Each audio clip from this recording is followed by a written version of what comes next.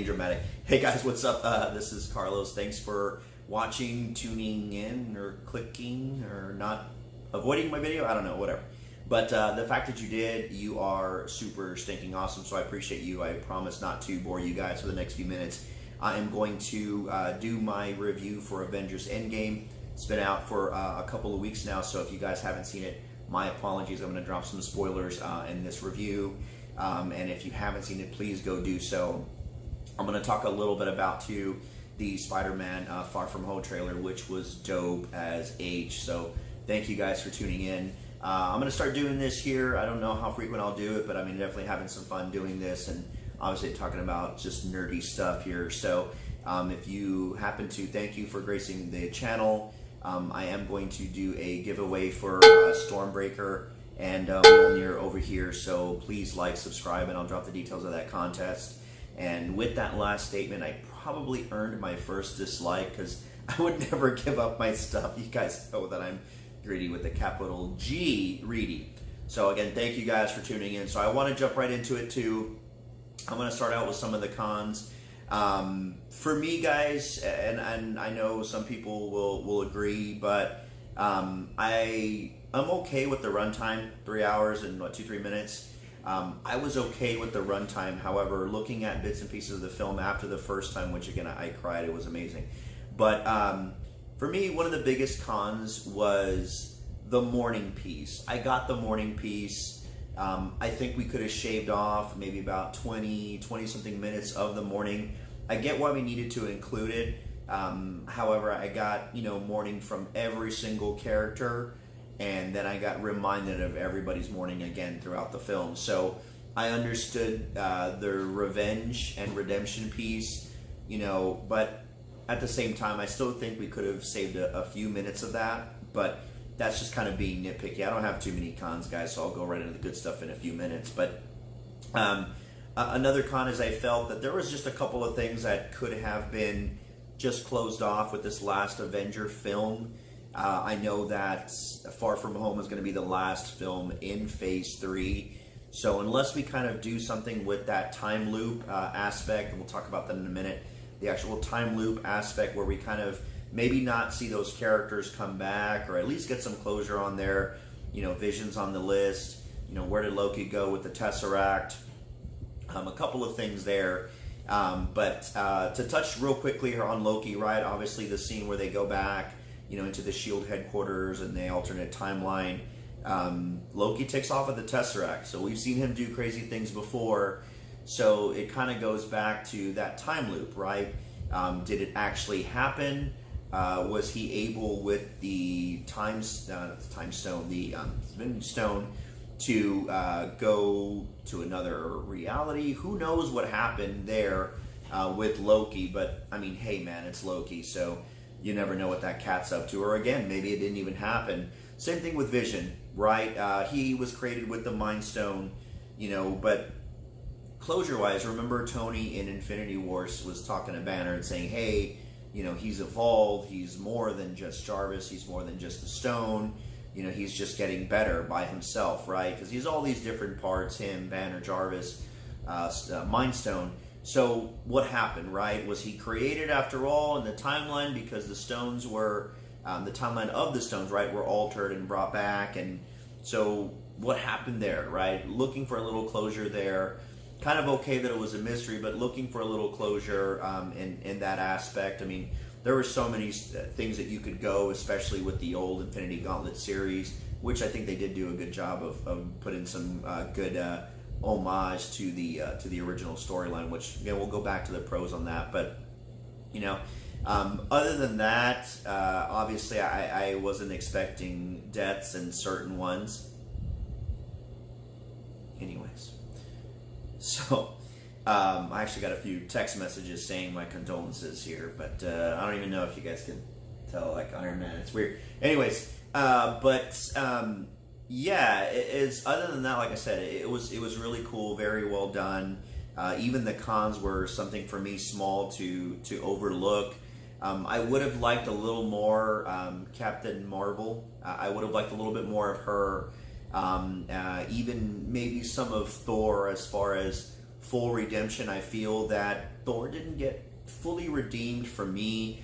I think that maybe him possibly being part of the Guardians. I know Chris Hemsworth's contract isn't up yet. I know he wants to continue to do movies, so maybe he'll kind of help out Guardians of the Galaxy. Maybe even kind of bring in some other characters from the the realm, space. Maybe kind of interact with Beta Ray Bill, which would be dope as hell. I mean, hell, they had his statue out there, in the Grandmasters, on the planet Sakaar, right? I mean, they had his statue was one of the champions. So, hey, maybe he did win his freedom and he took off, and Thor runs into him. Who knows? But I feel, minus the at the beginning of the movie with Thanos by Stormbreaker, I let him borrow it. It's pretty weird. I mean, it's all good. It's Thor. It's no big deal.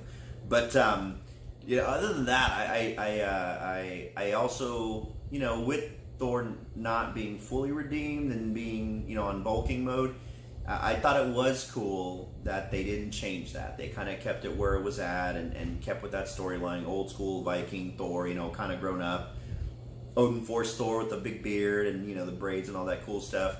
So I did like that they didn't at least change it. They kind of kept it with that. But other than that, a couple of things, just those small loose ends in regard to kind of what happened. With that, there was definitely, I think, more pros. Now, the length of the film, for me, let's say we still cut out those 20-something minutes of the morning piece. I think it was excellently done. Excellent? Whatever. Done wellingly. Whatever. So, yeah, whatever. Grammar police, hit me up. It was done well. I mean, for the time that was used, it flowed for me. It didn't leave anything not closed, minus those things I kind of was talking about. But, you almost feel with the pace of the movie that it didn't really matter too much. Like you weren't thinking about that at the actual time of the movie. Something you kind of catch later. Once you're done mourning and crying like a baby like I was, once I was done, I was like, okay, I didn't like this. But, I mean, again, it was tiny. It was a small thing. And, I love the fact that they brought everybody together, right? That was a huge con for me. It falls down right when the first Avengers came out, right? I think a lot of us, myself included, were like, how the hell are we going to get all of these characters together and make this movie? This is crazy. We saw them individually, and then Avengers came out, and it was like, it was the craziest thing, and it was the dog's bollocks, you know what I mean? Like, it was crazy. Like, how the hell are they going to do that? And then Civil War was talked about, and the Russos just killed it. And again, it was like, how the hell are they going to bring all these guys out? We've seen Winter Soldier. We know who Bucky is. Now we got T'Challa and Spider-Man. Like, what the hell? I mean, it's just crazy. You got throwing Ant-Man in there. And it was done. It was really, really well done. I thought it was awesome. I still watch that movie this day. It's still one of my tops. And then you get Infinity War, and you're like, all right, cool. This is cool. We're going to have all these characters. And then they all die. Which I was like, all right, that's how you're going to do it. Cool.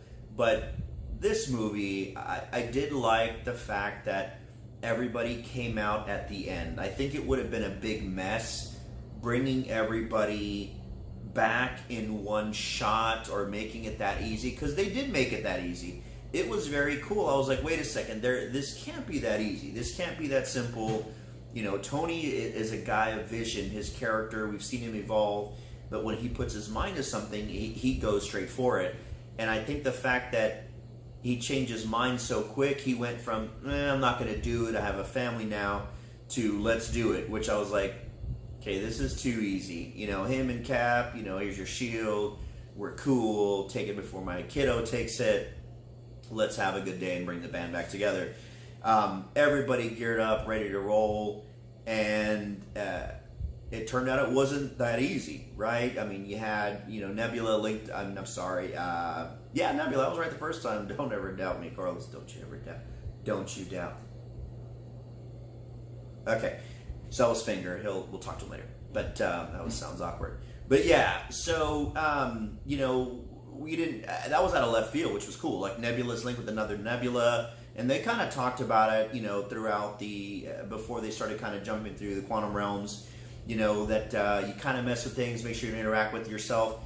But they interact with everybody. Cap fought old Cap. You know, Tony talked to his dad.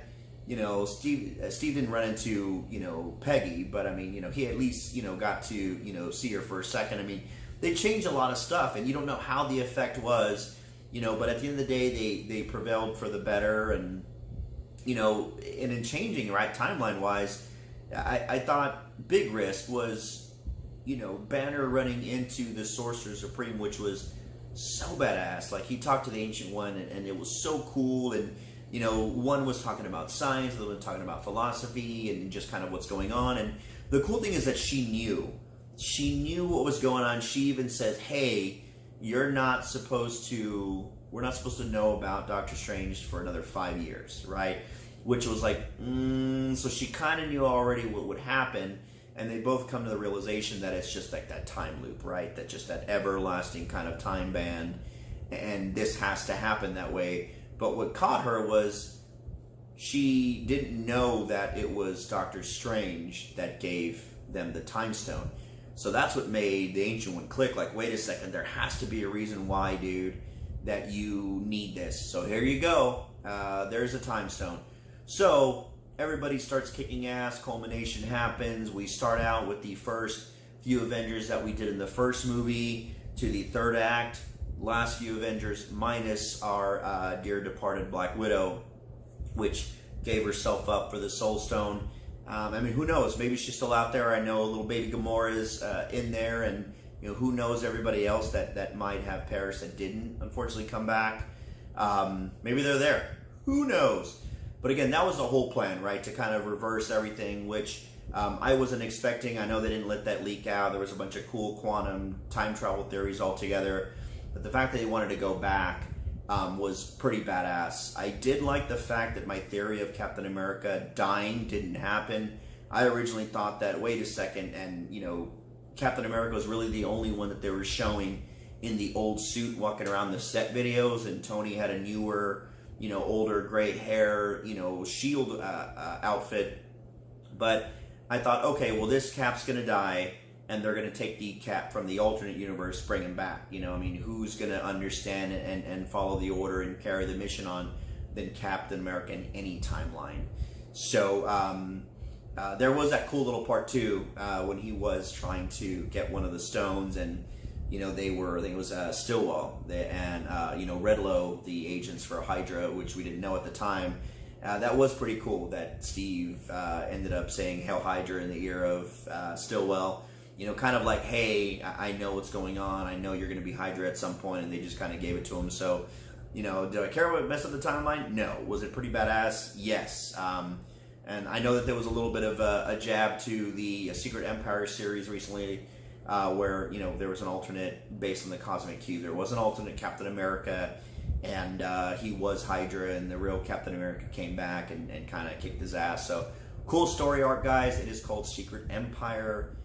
If you have a chance to catch it and read it, it is pretty awesome. So enough of that, right? Culmination, we got a big fight. We got Hulk trying to, you know, snap everybody back as best as he can. He ends up using the Infinity Gauntlet after they do get all the stones. They kind of make a new one and replicate things and decide to use it, right? Bring some people back. You know, Hawkeye's got his family back. We start talking to everybody, getting things taken care of, and then you unfortunately find out that, you know, Nebula spilled the beans. So we got Thanos hip to the plan. They have a big war. Giant battle ensues for Act 3, which was, for me, I will say this made this movie the greatest movie I have ever seen. And I will tell you guys why, because I tried to watch it again and I couldn't. Nothing will catch that high for me when I saw this on the screen. I cried. I was literally on the edge of my theater seats like, oh my God. Like, it was crazy. Shook the guy in the left. I think I dropped his grandkid. I don't know. We're pending some sort of legality. But anyways, we'll edit that part out. But either way, you know, everything in there was pretty amazing. Third act, I mean, again, the cool part, I mean, you gotta give it up to Cap. I mean, they touched on something from Age of Ultron where Captain America barely lifted the hammer. Huge spoiler, guys. If you haven't seen it, you need to flip and go. This is one of the greatest things I have ever seen on film besides myself. Looking at me right now, that's you, baby. But grabbing the hammer and just taking it, almost at the F-bomb, but taking it to Thanos, kicking ass, having a good time, Thor having fun, you know, like I knew it. I knew he was worthy. Great piece. I mean, the way they fit it in, I mean, that's straight from the comic book, guys. That third act for me was comic book panels. The way they put it together, left, right, bottom, everybody having a good time. And then when you think that that's there, it's not going to happen. You hear on your left, Anthony Mackie's Falcon bust out. Everybody comes back. Spider-Man, everybody. Huge thing. Everybody pitching in. Captain Marvel does come down and kick ass for a little bit. Just all around badassery. And yeah, I'm still kind of flipping out on it. And of course, at the end, right, if we don't know, Tony Stark does die. The last scene is, you know, Doctor Strange holding things down, and you know, as soon as Thanos gets that last Infinity Stone in with the new gauntlet, right, they jack. Doctor Strange looks at him and puts up the finger. Old number one, the Terminator. Right then and there, Tony knew exactly what to do. Had fabricated his own Infinity Gauntlet, which he does have in the comic book as well. He does create, which I thought was badass. I'm inevitable, and Tony ends it with I am Iron Man. And unfortunately, you know, with radiation, they talked about it at the beginning of the movie, and it was just something that ended up ultimately killing Tony Stark, which I was not prepared for. And of course, his little homie, his baby boy, Spider-Man, comes out and, you know, mourns the most, and everybody says goodbye, and big vigil, big funeral at the end. So, you know, we do see Cap right at the end. Everybody almost kind of have as much as a happy ending as you can, right, with something that happens in that world.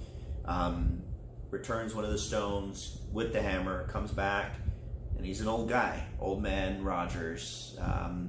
There's an alternate version in the comics as well, a different Earth, where he does get his serum removed. It's a little different than what they talked about, so I don't know if that's what happened. There is a fight that happens with Doctor Doom in one of the story arcs where Cap does get his serum taken away. He still ends up kind of working with S.H.I.E.L.D. as advisor, kind of, you know, I mean, he's Captain America, right? Who are you going to ask for military advice other than Captain America? But not too sure if they hinted on that or what exactly was going on there. I do that was pretty cool. At the end of the day, you know, we have Falcon turn into Cap, which I have issue number 1 of that series, where all new Captain America, where Falcon does take the helm for his friend, Mr. Steve Rogers, Captain Steve Rogers, excuse me. But very cool to see Bucky kind of give him the nod, seal of approval. We've seen Bucky in the role several times in the comic books, so directions, however they decided to take it, I mean, obviously it'll go into the future, you know, movie arcs as far as MCU is concerned, right? So we'll see more there.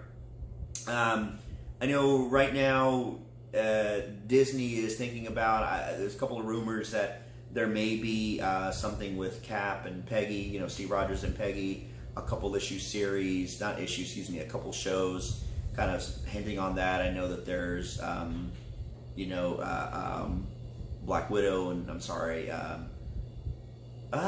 Scarlet Vision, there you go.